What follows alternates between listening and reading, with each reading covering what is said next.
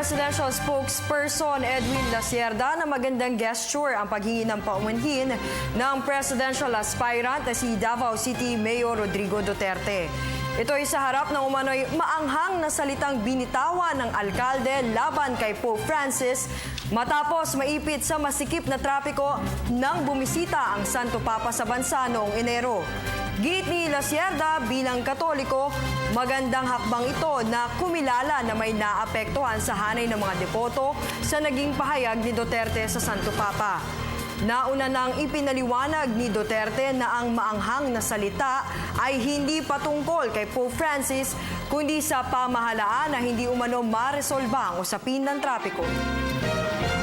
Bilang isang Katoliko, siyempre maganda na humingi siya ng paumanhin.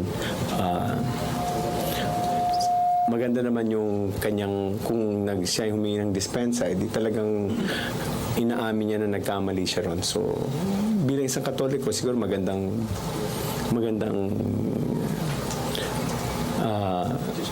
gesture.